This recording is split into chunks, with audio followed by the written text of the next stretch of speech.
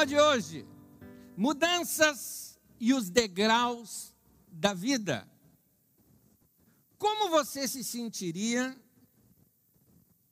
se Deus te falasse que você está no final de um ciclo da sua vida?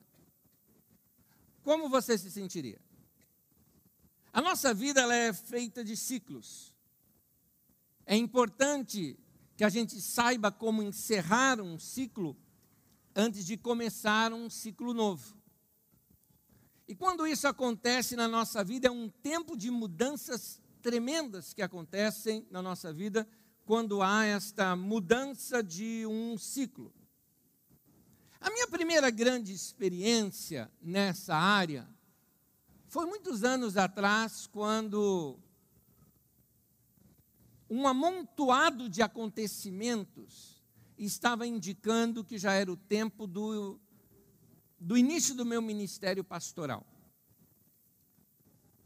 Eu me dedico bastante ao ministério desde criança. Aos 8 anos de idade já era organista da igreja, me envolvia com a igreja, sempre me envolvi com a igreja. Mas o ministério pastoral, eu sentia esse chamado na minha vida, tinha já certeza desse chamado na minha vida, mas eu estava aguardando para algo já na minha adultidade. Eu pensava alguma coisa depois de meus 40 anos de idade. Mas eu estava nos meus 19 já, e muitas coisas aconteceram na minha vida que indicavam esse tempo. E uma delas que eu costumo não contar muito, porque ela é no mínimo uma experiência estranha, ocorreu num dia. Eu já pregava em alguns lugares, mesmo sem ser pastor. Eu tinha ido pregar numa igreja lá na Vila Formosa, bem longe. Eu morava na zona norte da capital, Vila Formosa lá extremo da zona leste da capital. Só que eu iria dormir lá na casa do meu professor, que ficava em Guarulhos. Então eu estava assim, uma vida totalmente longe de tudo. E voltando lá de Vila Formosa, começou aquela tempestade, aquele toró, não é? Que você vê até os carros parando na rua porque tem dificuldade de andar. Era este tipo de chuva que estava. E eu peguei um ônibus, não conhecia muito bem aquela região, peguei um ônibus para tentar chegar até um metrô e tudo mais. Acabei descendo num ponto errado. Você imagina, um dia de toró daquele, você ainda desce no ponto errado. Não tinha ninguém naquele lugar, porque só um doido para descer naquele lugar. Não tinha nada, era um muro e rua. Radial Leste, alguma coisa assim que eu não entendia direito. Estava meio perdido lá no local.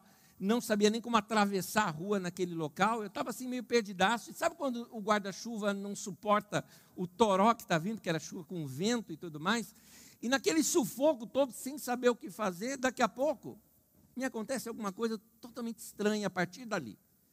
Primeiro um carro vem, joga assim até em cima da calçada na minha frente, me assustou, mas não causando nenhum problema de atropelamento, era porque deu para perceber que a pessoa estava me oferecendo carona. Jogou o carro assim e já abriu, falou: entra, entra, entra. Eu não pensei, primeiro eu entrei para depois ver quem era. Primeira coisa que eu fiz, eu entrei primeiro, e sabe quando você entra e olha, você fala: cara, eu não te conheço. Mas eu não sei te explicar, Tem um monte de coisa que eu não sei te explicar até hoje. Mas aquele rapaz era um homem bonito até, embora, confesso para vocês, eu achei que era gay, e que estava fazendo alguma coisa comigo. Nenhum problema com os gays, é que eu achei que o cara estava, fazendo alguma cantada, alguma coisa assim, e eu caí na dele. Mas o cara começou a falar comigo, tal, mas parecia que ele me conhecia. Aí eu caí em parafuso, porque eu falei: puxa vida, eu já dirigia louvor numa igreja que era grande, eu estava pregando uma outra, de repente era lá da igreja, não decorei todo mundo. Falei: não, tá bom. O cara falou de igreja, meu irmão e tal, e irmão para cá, irmão para lá, e o cara falando comigo. E começou a dirigir. Gente, eu não sei te explicar, mas a minha sensação, sabe aquela sensação, estou hipnotizado, estou assim, meio voado? Porque ele começou a me falar das coisas da igreja. E ele, resumindo a conversa toda, porque a conversa foi longa, ele me falou: puxa, você está lá ajudando, né, em alguns lugares, tudo mais, mas chegou o momento de você pastorear num outro local. Então, você vai agora por um tempo numa igreja muito grande, que Deus vai te usar ali naquela igreja grande, você vai ter muita experiência, porque Deus tem pressa com você, e vai fazer isso. E depois você vai para um outro lugar. E depois eu concluí que seria Osasco, né? e vai pastorear, e ali vai ser o lugar que você sabe que Deus tem te chamado, tal. Como o cara falava e não me dava tempo de eu interrompê-lo, eu fui ouvindo. Só que eu fui ouvindo, agora tem um detalhezinho. Quando nós chegamos no local onde eu iria ficar, que era lá na casa do meu professor, em Guarulhos, veja bem, eu saí lá da Zona Leste, fui para Guarulhos, é que eu me toquei algumas coisas, eu não disse o caminho. Eu não sabia quem era o cara. Já tinha desencanado que ele estava me cantando. E aí o rapaz termina e fala assim comigo, era como se eu não conseguisse falar. E ele termina e fala assim comigo, é um texto da Bíblia Sagrada, que ele disse assim para mim: medita nessas coisas e nelas seja diligente, para que o teu progresso a todos seja manifesto. Eu me lembro desse texto bíblico que era Paulo, apóstolo, falando com o seu discípulo Timóteo, essa palavra. E pegou, deu um abraço, Deus abençoe, paz do Senhor, tá, paz. O cara vai embora com o carro e eu fiquei com essa cara de troncha, que eu não sei como eu chamo essa cara, até hoje que eu não sei te explicar isso. Alguém fala, um anjo, tá, era bonitão o anjo, bonitão. Era um irmão da igreja, eu nunca mais encontrei, se era um irmão, nunca mais encontrei, nunca mais falei, nunca mais vi, nem nada, né? Eu me lembro até uma vez, muito tempo atrás, quando eu contei a experiência, a pessoa falou, você notou o nome do carro? Porque o carro era um Del Rey. Falou, está vendo? Até nisso. Deus estava te dando sinais, não é? Eu não sei te falar. Eu não sei te falar. Por isso que é uma experiência que eu contava no passado, ultimamente fico sem coragem de contá-la, porque eu fico com essa cara sem explicar o que é isso. Eu acredito em anjos. Eu acredito. Eu acredito que Deus tem liberdade para se manifestar da maneira como quiser.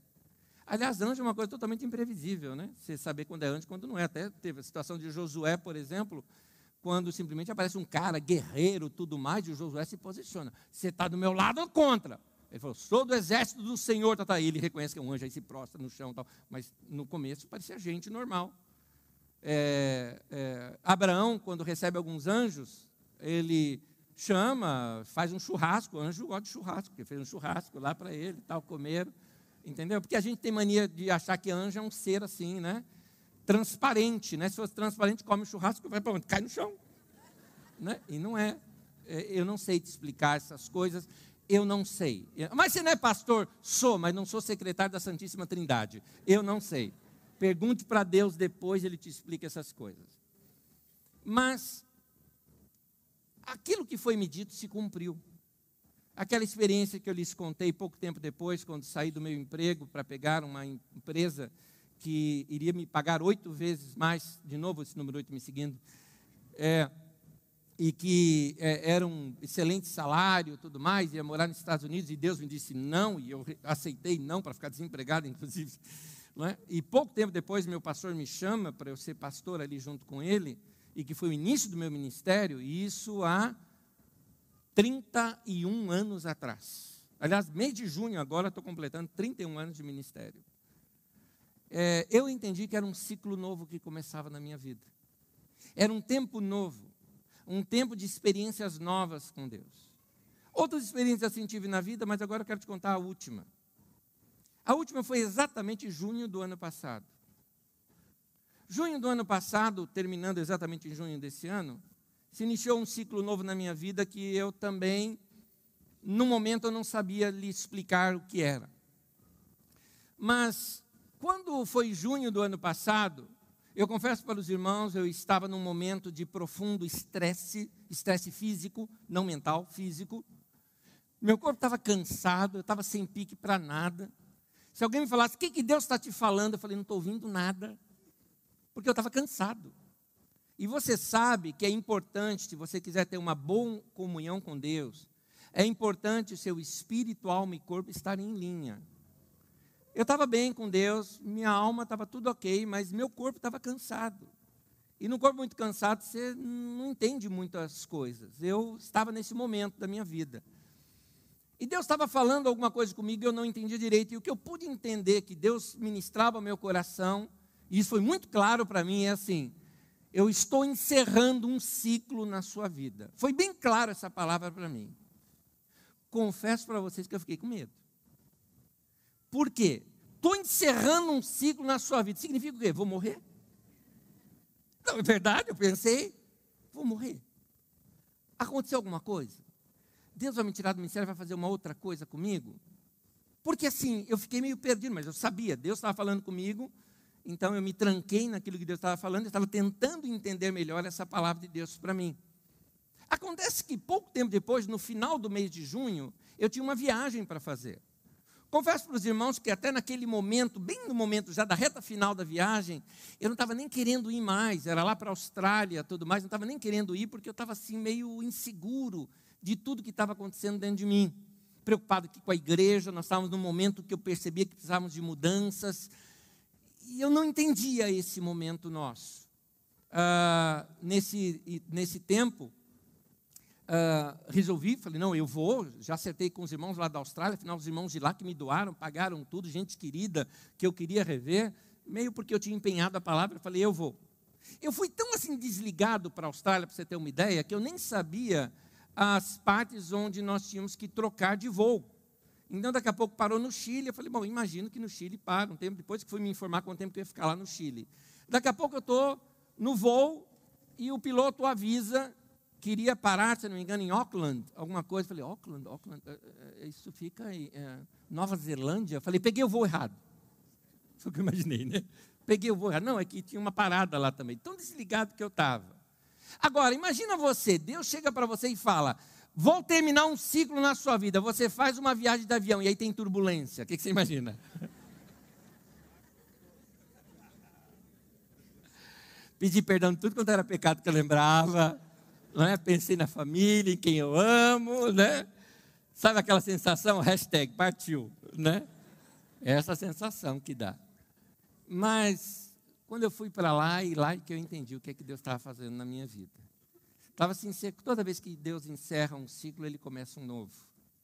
E nós temos que estar abertos para essas mudanças que ocorrem na vida da gente.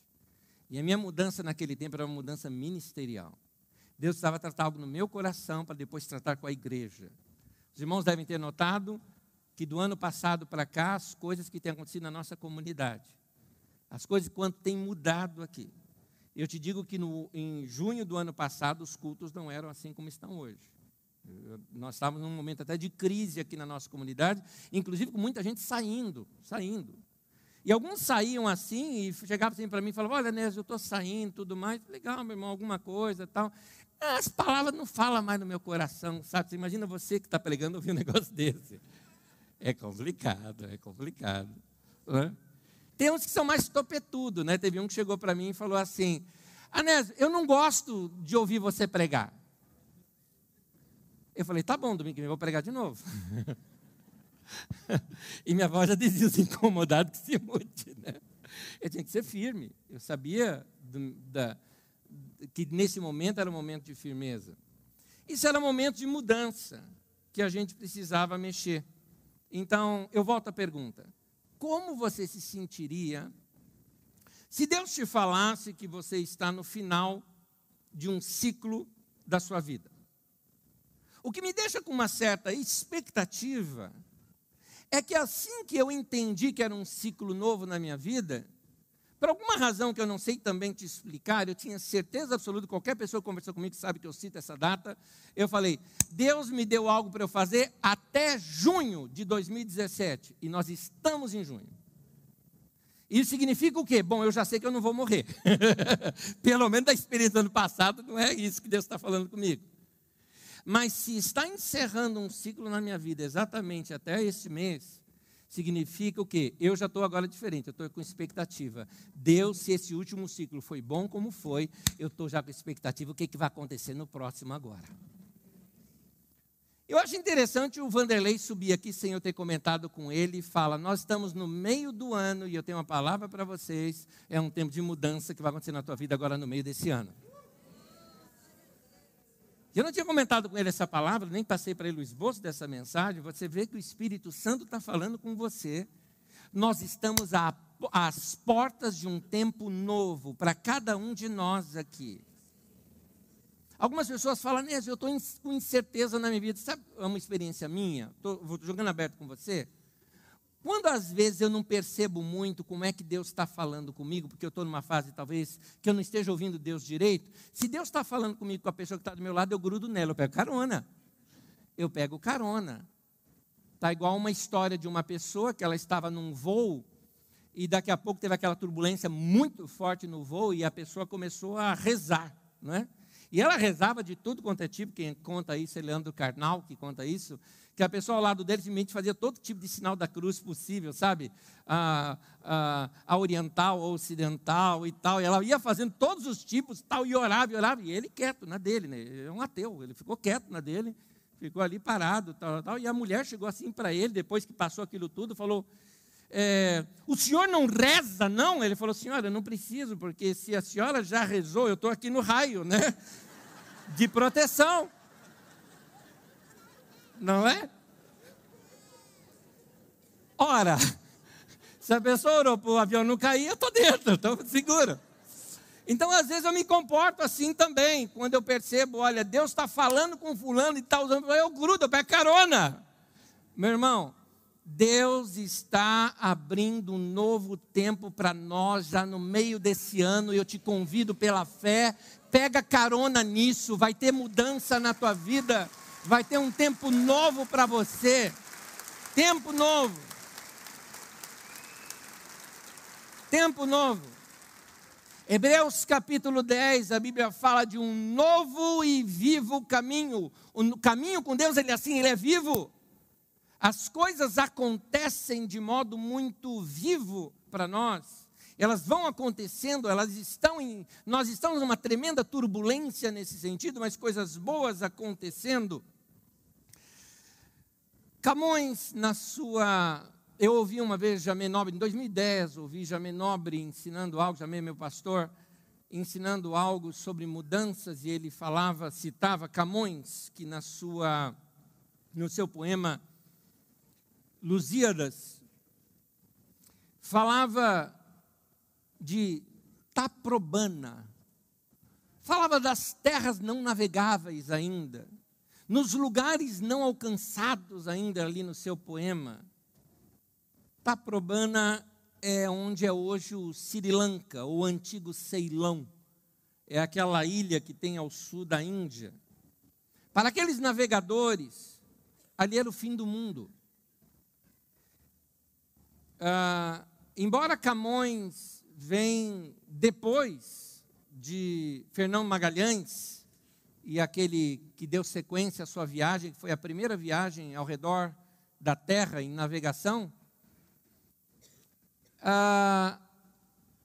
Camões talvez não soubesse disso ainda, e no seu poema, o seu poema era mais antigo do que isso, ele não soubesse e achava que ali era o fim do mundo. Porque se acreditava que o mundo era um tremendo platô, um grande platô com seus abismos, ou seja, nós não sabemos o que existe depois dali. Queridos, algumas vezes as nossas navegações da vida, elas são assim também. Nós entendemos que temos que ir, mas não sabemos para onde. Sabemos que temos que ir, mas o que nos espera no futuro são tudo novidades, são experiências novas. É interessante notar quando Deus fala com Josué, e eles tinham que entrar para dentro da terra, e Deus fala para eles, santificai-vos, porque amanhã eu vou fazer maravilhas no meio de vocês, e mais adiante diz assim, visto que por tal caminho nunca andaste antes. Você nunca experimentou isso, e são coisas novas. No texto de Hebreus, no capítulo 11, relata a história de diversos servos do Senhor que tiveram a sua experiência de Taprobana também, de chegar neste fim de mundo, mas eles estavam assim, sabiam que diante deles tinha um desconhecido, o caminho proposto era novo, ninguém tinha passado por isso. Talvez seja isso que Paulo queira nos orientar em 1 Coríntios, no capítulo 2, no versículo 9, quando fala, mas como está escrito, as coisas que o olho não viu e que o ouvido não ouviu, e não subiram ao coração do homem, são as que Deus preparou para os que o amam. No entanto, me chama a atenção o versículo seguinte, que não está na tela, que continua no versículo 9 dizendo, mas Deus nos revelou pelo Espírito. Embora a gente não sabe, o que a gente carrega dentro de nós é como se o Espírito Santo nos dá aquele testemunho interior. Como é que você sabe que Deus está dirigindo? Você tem paz. Você fala, eu estou no desconhecido, mas estou em paz. Eu estou no desconhecido, mas quando eu vou orar, eu me sinto tranquilo.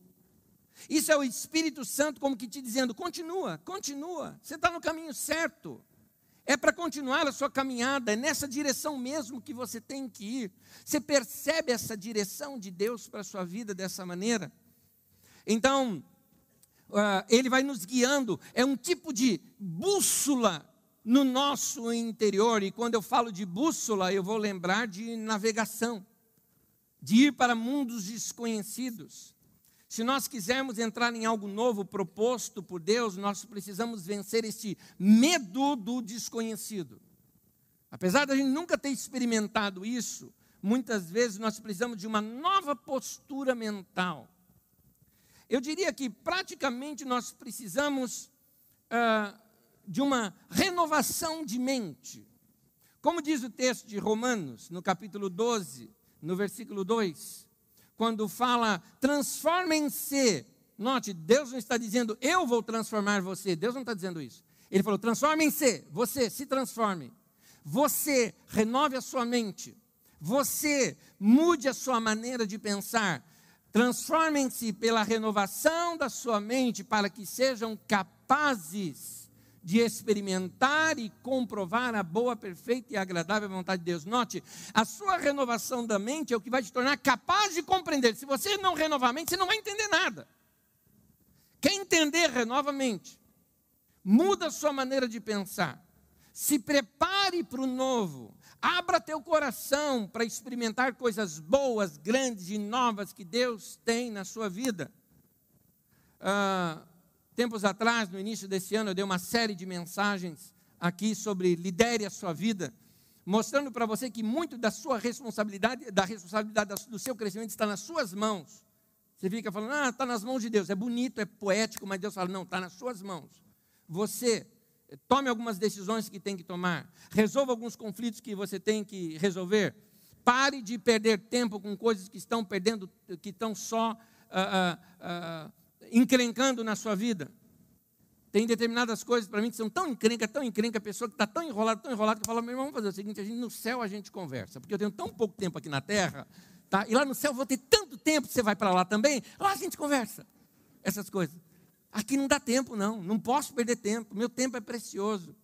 Vamos fazer o que tem que fazer, vamos caminhar, vamos otimizar a nossa vida, vamos seguir adiante. Um caminho novo é o que Deus coloca para nós, e como a gente sabe que está nesse caminho, sentimos paz. Muito bem, há uma experiência na Bíblia que eu queria mostrar para vocês, e aqui é um texto um pouco mais longo e é a base do nosso ensino. Gênesis 28, acompanhe essa leitura comigo, conta uma experiência de Jacó. Do versículo 10 ao 12 diz, Jacó partiu de Berseba e foi para Harã. Chegando a determinado lugar, parou para pernoitar, porque o sol já se havia posto. Tomando uma das pedras dali, usou-a como travesseiro e deitou-se. E teve um sonho, no qual viu uma escada apoiada na terra, o seu topo alcançava os céus, e os anjos de Deus subiam e desciam por ela. Aqui é uma das primeiras visões sobre o que é a igreja. Eu não tenho tempo de ampliar isso aqui para você, talvez numa outra ocasião eu te mostre a revelação da igreja que está nesse texto aqui. Mas meditando nessa experiência de Jacó, e algo que eu aprendi com o meu pastor, o Jamê, é interessante que Jacó não viu uma rampa. Ele viu uma escada. E a escada é diferente de rampa. Rampa, por que existe uma rampa? Para que os movimentos sejam suaves. Mas quando a gente sobe uma escada, note que ao subir de escada você tem um movimento brusco. Em pouco tempo você estava num determinado nível e repentinamente você já está em outro nível. As coisas com o povo da igreja, as coisas com a igreja e muita coisa na história da nossa vida, Deus não vai colocar uma rampa para você subir de modo que seja tão gradual que você nem perceba. Não é assim. Muitas vezes as experiências que nós temos com Deus, elas são o quê? Uma escada. E quando eu subo, imediatamente eu já passei de um nível para outro na minha vida. Milagres acontecem. Talvez você entrou aqui numa experiência e vai sair daqui hoje já numa nova experiência completamente diferente, que você não sabe nem explicar onde foi que isso mudou. Analisando a escada um pouco, me permite contar aqui uma coisa sobre escada para você, mas nós temos a escada, ela é chamada de duas maneiras aqui, tem duas etapas aqui na escada. Quem é da área de construção sabe isso até melhor do que eu, não é? Esta parte aqui da escada é chamada de espelho, esta aqui. E essa daqui é chamada de patamar. Então a escada ela se compõe de um espelho e um patamar, um espelho e um patamar. O espelho é um momento de crise na vida da gente. O patamar, você já imagina, novo patamar, é tranquilo. Pode você, por exemplo, se lembrar nesse momento, você não precisa praticar, como eu estou praticando aqui, para pensar nisso, mas no momento em que você sobe uma escada, você faz força, é um momento de crise. O que acontece quando você sobe um degrau? Toda vez que você sobe um degrau, há um momento de desequilíbrio para depois, novamente, o equilíbrio. Como você faz isso praticamente muito rápido e todos os dias e sempre, você passa por isso muito fácil. A sua experiência é rápida. Eu estou fazendo agora em câmera lenta. Você vai notar uma coisa. Para cada novo patamar da nossa vida, é necessário passar por uma crise. A crise, para nós, é a parte do espelho, da escada. Nova crise, novo patamar, nova crise, novo patamar, lutas, esforços, conquistas. É assim que nós entendemos que Deus está trabalhando com a nossa vida e construindo a nossa história. Quando é que a gente se depara? Deparamos-nos com a crise quando nós chegarmos no fim de um patamar. Chegaremos no novo patamar quando completarmos a nossa crise. A vida da gente está ali simbolizada numa escada. Quando é que eu vou ter crise na minha vida? Crise não é negativo. A crise por si só não são ruins. Crise é mudança. São momentos de ruptura, de mudança, de descoberta, de desafio, de oportunidades. Crise não significa que você vai chorar, lamentar, é problema, pode ser uma coisa muito boa. Crise é mudança. Crise é aquela situação em que você vai sair de um patamar para outro na sua vida. Pode ser, entenda bem, com muito sorriso, alegria e dança, como pode ser com muito choro e tristeza, mas são momentos diferentes da sua vida, completamente diferentes. A experiência que você tem quando você sobe um degrau é que você passa a ver as coisas de modo diferente. Você subiu de nível na sua vida. Você olha as coisas com um novo visual, você vê as coisas de uma nova maneira. Mas a crise foi necessária para te levar ali, como é aquele espelho da escada, é necessário. Numa crise, num subir de degraus, o que acontece? Você faz mais esforço, você se cansa, tem aquele momento do desequilíbrio e equilíbrio, mas a crise é uma ocasião de crescimento, ou não. Por que não? Crescimento quando você consegue ultrapassar. Mas o que aconteceria se eu tentasse subir um degrau e desistisse? Eu tenho uma regressão. Então, você precisa de crises na sua vida. As crises são necessárias. se você passa por elas, te conduz a um crescimento, a criação de novos equilíbrios na sua vida, e você fica treinado já para o próximo momento de decisão da sua vida. Vamos imaginar uma criança que está aprendendo a andar e agora ela vai aprender a subir escadas. Vamos imaginar uma escada pequena, na qual ela não precisa gatinhar para subir aquela escada, onde ela possa subir andando. Vamos imaginar isso. Certamente o primeiro passo dela vai ser muito difícil, vai se desequilibrar, vai quase cair, o segundo também, mas depois que ela aprender, ela sobe aquilo correndo. Assim é a vida da gente também. Algumas pessoas na Bíblia passaram por essas crises.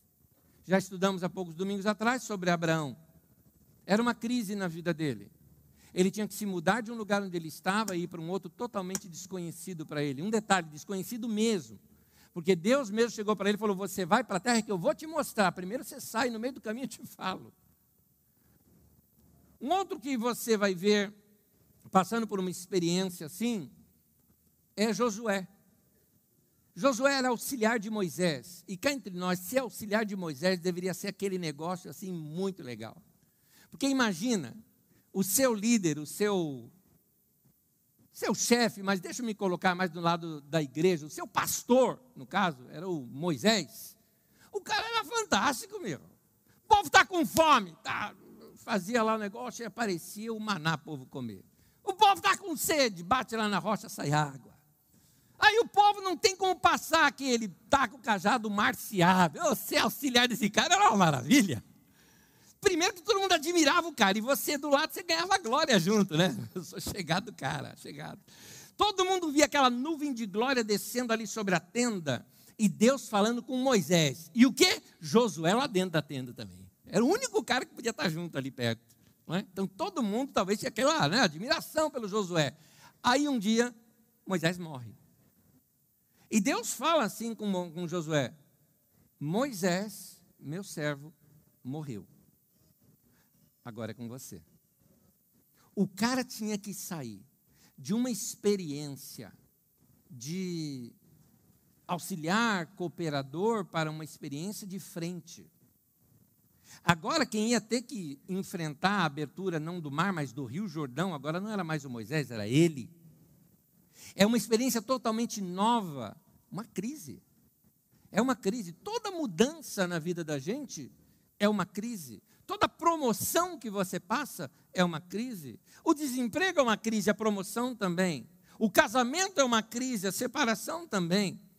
Um momento novo em que você decide sair, se exercitar e fazer uma coisa nova na sua vida é uma crise. Mas também aquele momento em que você cai num leito de enfermidade também é uma outra crise. Tudo isso são crises que estão preparando a gente para experimentar uma coisa nova. Noemi e Ruth, por exemplo. Aquela crise que foi imposta pela situação. Noemi, o marido morreu, a Ruth e uma outra nora dela, os dois filhos da Noemi, casados com elas, morreram, sem os homens da família, que eram os sustentadores, os provedores ali naquele caso. Essas mulheres estavam, assim, fadadas a morrer de fome. E Noemi decide, eu vou voltar para Israel. Eles estavam em Moab, vou voltar para Israel, e lá eu vou fazer alguma coisa. Eu não sei o que vai ser de mim.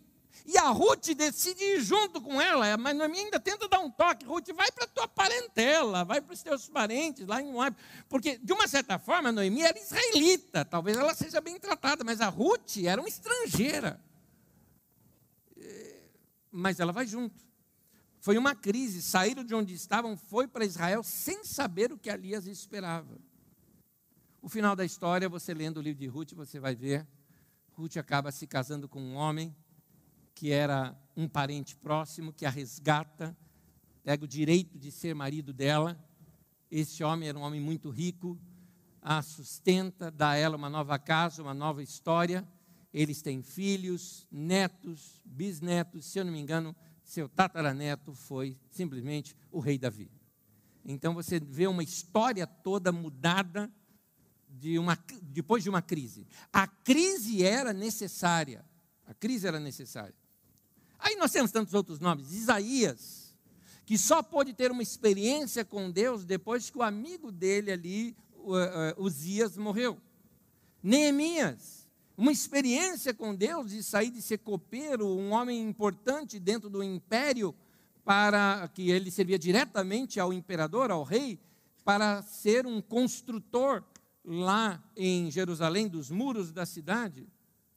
Você vê isso em Jesus, que há um momento em que ele começa a dizer claramente: agora chegou a minha hora, chegou o tempo dele não ser mais o filho de José, ou de Maria, ou dos irmãos, daquele pessoal todo, e assumir o seu ministério, o seu chamado messiânico. Paulo, apóstolo, quando Deus o orienta e ele percebe que a evangelização para os judeus estava completamente fechada para ele, e ele decide: a partir de agora, eu vou pregar para os gentios. E essa foi uma mudança tremenda, porque nós estamos reunidos aqui hoje, porque a igreja foi também para os gentios ao povo não judeu, foi também para o povo não judeu, e chegou aqui em Osasco. Essa é a maravilha, uma decisão de Paulo lá atrás. Então, mudanças de rumo na vida desses homens. Tem algumas expressões que mostram essa esquina da vida. Eu vou te mostrar aqui na Bíblia algumas delas. Mateus 23, 39. Porque eu vos digo que desde agora não me vereis mais. Note o desde agora, é de um momento para o outro. Mateus 26, 29. Digo-vos que desde agora não beberei do fruto da vida. Da agora em diante. Mudou. Hoje mudou uma coisa na minha vida. Atos 18, é o texto que eu te citei de Paulo. Resistindo e blasfemando, ele sacudiu as vestes e disse-lhes: o vosso sangue está sobre a vossa cabeça. Em outras palavras, vocês se viram com isso agora? Está sobre vocês. Eu estou limpo, tentei, vocês não aceitaram, e desde agora parto para os gentios. Graças a Deus que Paulo tomou essa decisão. Senão o evangelho não chegava na gente aqui. Então é preciso coragem para reconhecer quando uma página é virada na vida da gente. Coragem. Há momentos da vida da gente que é de mudança drástica. Uma página é virada nas nossas vidas. E a gente precisa reconhecer isso. Às vezes nós nos lamentamos quando um ciclo fecha. Mas se nós não aprendemos a fechar os ciclos, a gente nem entra no novo e nem sai do velho. E o velho já acabou, já morreu, e a gente não entra no novo que é melhor, e aí ficamos naquele meio termo. E tem coisas que são por um período na vida da gente. O tabernáculo de Moisés foi maravilhoso, Deus operou ali, mas cadê o tabernáculo? Acabou, gente. A arca da aliança era levada à frente, o povo vencia, cadê a arca da aliança? Acabou. A arca de Noé, que coisa maravilhosa, tá? Mas cadê a arca? Acabou, acabou. É por um tempo. Tem um fim, tem um começo, meio e fim. E a gente não pode fazer dessas coisas um objeto de idolatria. O que aconteceu, o contrário disso, você vê, quando o povo de Israel estava no deserto e foram picados por serpentes, e Deus fala ali para fazer uma serpente de bronze e levantar, e quem olhasse para ela seria curado. Na verdade, aquilo era tudo um símbolo de Jesus sendo levantado na cruz e tudo mais, mas o povo foi curado, não entendeu aquilo, só foram curados, e depois quiseram idolatrar aquela serpente, e fizeram dela um ídolo, a tal ponto que Deus fala depois: destrói esse bicho, acaba com esse negócio. Mas não foi Deus mesmo que fez, mas fez por um tempo. Nós precisamos saber quando um tempo se encerra na nossa vida. Nós vamos reconhecer isso. As coisas, os seres, os tempos cumprem o seu papel. Mas assim como um fruto morre para gerar a semente, assim também são esses ciclos, esses patamares e crises na nossa vida. Nós não podemos desprezar o que cada ciclo produziu. A gente valoriza, foi muito bom o que aconteceu, mas agora estou num outro momento da minha vida. Na escola de ministérios aqui na Cariza, nós estamos estudando a história da igreja nos últimos 100 anos. E por que nós estudamos isso? Como introdução da escola, porque nós queremos aprender com o que os outros já aprenderam. Há uma frase que todo mundo conhece como sendo dita por Che Guevara, mas ela é de Edmund Burke, que é: um povo que não conhece a sua história está condenado a repeti-la. Eu vou transformar essa frase numa outra agora. Alguém que não aprende com as mudanças ocorridas em sua própria história, estará fadado a repeti-la. Então, se você não tirar lições das crises que você passou, você vai precisar passar de novo. Porque você não foi para um novo patamar na sua vida. Note que a Bíblia nos mostra que Deus está caminhando com a gente. A vida de Deus, que Deus faz com a gente, ela é assim. Romanos diz assim, de fé em fé. Texto de Provérbios. A vereda do justo é como a luz da aurora que vai brilhando cada vez mais, que brilha mais e mais, até esse dia perfeito. Note, fé em fé, brilhando mais e mais. Essas são experiências que mostram um caminhar de Deus conosco. Então, é necessário nós prestarmos atenção em algumas mudanças. Apesar de produzidas com dores, decisões profundas, muitas delas precisam ser percebidas. Como eu disse, algumas nem são com dores, algumas aconteceram com um momento novo na nossa vida, mas nós precisamos prestar atenção naquele momento de mudança na vida da gente.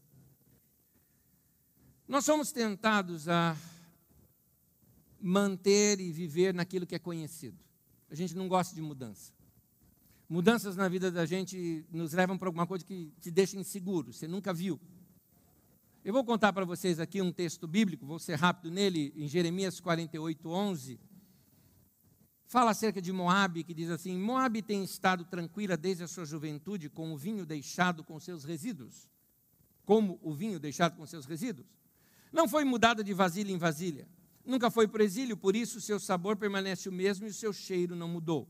Essa expressão no final, ela é negativa. Porque o vinho ele era colocado numa vasilha e então deixava ali, eu vou usar a palavra decantar, mas acho que não é essa a palavra ideal, porque eu não entendo da área, mas baixar toda aquela sujeira do vinho, inclusive nos tempos antigos era chamada as fezes do vinho. Então aquilo ia para o fundo. Então você tirava de uma vasilha e passava para outra. E as fezes do vinho, o restolho do vinho, ou a sujeira do vinho, como é que diz aqui? Resíduos, ficavam ali no fundo da próxima. Ia trocando de vasilha em vasilha. Depois de um tempo, passa bom tempo, aí troca-se novamente. E aí o vinho vai pegando cor, cheiro, gosto, o seu sabor vai se aperfeiçoando. O seu cheiro vai ficando melhor. O primeiro, o cheiro é ruim, o sabor é ruim, tem muita sujeira ali no meio. Então, o que ele disse é que Moabe não passou por esses tratamentos de vasilha em vasilha, por isso ele não pegou o cheiro bom, ele não melhorou, ele não experimentou algo novo na sua vida. Eu espero que você permita Deus ir trocando essas fases da sua vida. Porque se você resistir, meu querido, o que vai acontecer é que vai ficar cheirando ruim. Seu sabor não vai estar no melhor. O que Deus quer fazer com você é tratar você de vasilha em vasilha. Vasilha é um momento de crise, de uma para outra, experimentando seus patamares, mas de uma para outra, para que isso possa ser mudado na sua vida. Foi José, aquele José do Egito, que ele percebe isso com muita maturidade. Quando ele percebe as mudanças na vida dele, ele vai para um tempo novo, e ele diz assim, em Gênesis 45:7, ele fala para os seus irmãos, pelo que Deus me enviou adiante de vós, para conservar a vossa sucessão na terra, e para guardar-vos em vida por um grande livramento. Interessante essa tranquilidade de José, em permitir a sua mudança de vasilha em vasilha, e permitiu que o Senhor cumprisse o seu propósito. José, ele iria à frente para ganhar experiência, e agora ele iria ensinar o caminho para os seus irmãos. Ele está falando, gente, tranquilo, tudo que aconteceu comigo foi necessário para que eu viesse na frente, e preparasse isso aqui para a nossa família. É interessante isso que Deus faz com a gente. Há um outro texto que eu quero ler com vocês, em 2 Coríntios capítulo 1, mas eu vou pedir para você, que a não ser que você esteja anotando, fique em pé comigo. Se você estiver anotando, depois você se levanta. Fique em pé comigo que nós vamos terminar. 2 Coríntios no capítulo 1, o texto diz assim, bendito seja o Deus e Pai de nosso Senhor Jesus Cristo, Pai das misericórdias, Deus de toda consolação, que nos consola em todas as nossas tribulações, para que com a consolação que recebemos de Deus, possamos consolar os que estão passando por tribulações.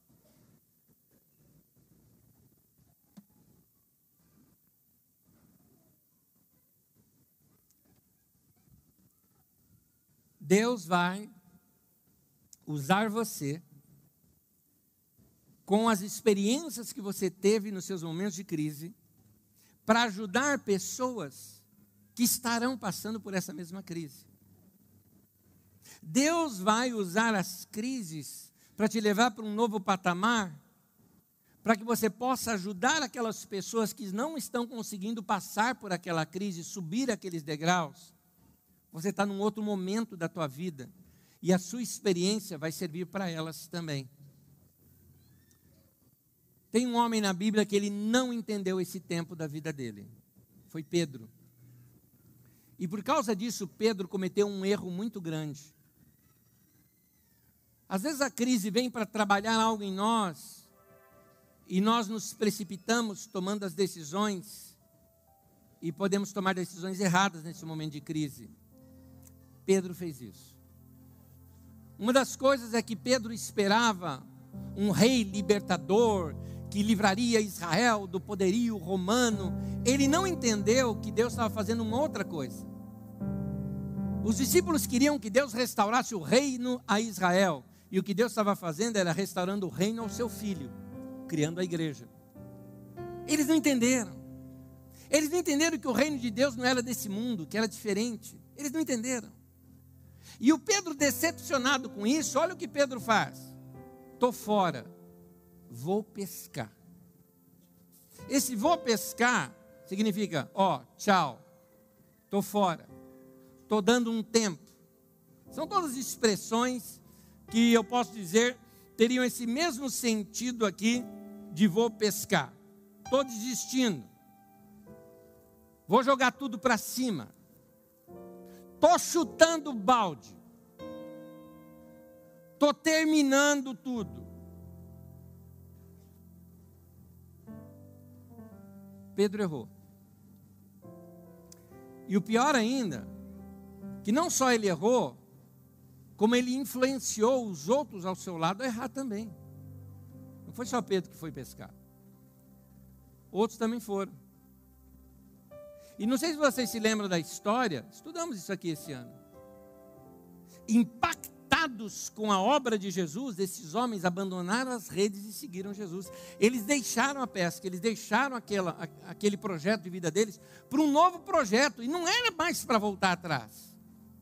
Pedro estava voltando atrás, naquele momento, com aquela decisão dele. Mas eu acho interessante. Jesus deixa que Pedro e os outros pescassem a noite toda sem pescar nada. A frustração é benéfica para que a gente desista daquilo que não é uma direção de Deus para a nossa vida, mas que ainda estamos insistindo nela. Jesus deixou Pedro se frustrar junto com os discípulos. É interessante essa expressão, pescador que não pescou nada. Interessante isso. Os caras profissionais não conseguiram fazer mais nada daquilo. Mas eu era bom nisso. Era, meu amigo, tua vida mudou. Você não é mais bom nisso. E Jesus ia usar essa frustração para trabalhar na vida deles. A continuação da história você já sabe. Jesus lá de longe chega e fala: joga ali a rede. Dá a impressão que era alguém, que era um atalaia, né, olhando, e jogaram. A hora que viram aquela grande pesca, voltou toda aquela imagem de novo. Espera um pouquinho. Quando Jesus me chamou, foi numa ocasião igual a essa. Foi também numa grande pesca. Eles entenderam, era Jesus. É o Senhor! Gritou alguém. E eles todos ali alucinados com aquela situação em que eles estavam fora da vontade de Deus. E Jesus, com muita paciência, os chamando para voltar a experimentar o caminho. Cuidado, a crise pode também te levar a tomar decisões erradas, como foi a de Pedro. Mas saiba de uma coisa: o Deus pastor de Pedro também é o Deus pastor teu. Ele não vai desistir de você. Ele vai insistir com você o tempo todo. Renovemos nossas mentes. Cresçamos no conhecimento do Senhor, na sua graça. Como diz aquele texto que eu citei para vocês logo no começo, eu vou terminar lendo o texto que o anjo me falou. Deve ser anjo. 1 Timóteo, capítulo 4. Diz assim o texto: medita nessas coisas, e nelas ser, o quê? Diligente, aplicado. Medita no que Deus está falando com você, e não arreda o pé disso. Fica nisso até você entender. Lembra pouco tempo atrás quando eu falei, orar até que? Não tenho convicção, ora até vir a convicção. Medita até a coisa ficar clara, ser um conhecimento revelado para você. Lembra? Ensinamos isso pouco tempo atrás. Até ficar muito clara a direção de Deus para você. Lembrando, Deus não vai te falar o caminho que você vai. Deus vai falar o primeiro passo que você vai dar. É isso. Uma vez eu estava conversando com um dos líderes da Jocum, o Jimmy, e eu fiz uma pergunta assim para ele. Eu falei, Jimmy, estava nessa crise da minha vida, e eu falei assim para ele, foi logo depois que eu tinha tomado aquela decisão, estava desempregado, tinha saído de um emprego e não sabia que decisão ia tomar na minha vida. E eu falei, Jimmy, por que Deus não me mostra logo de uma vez tudo que Ele quer para mim?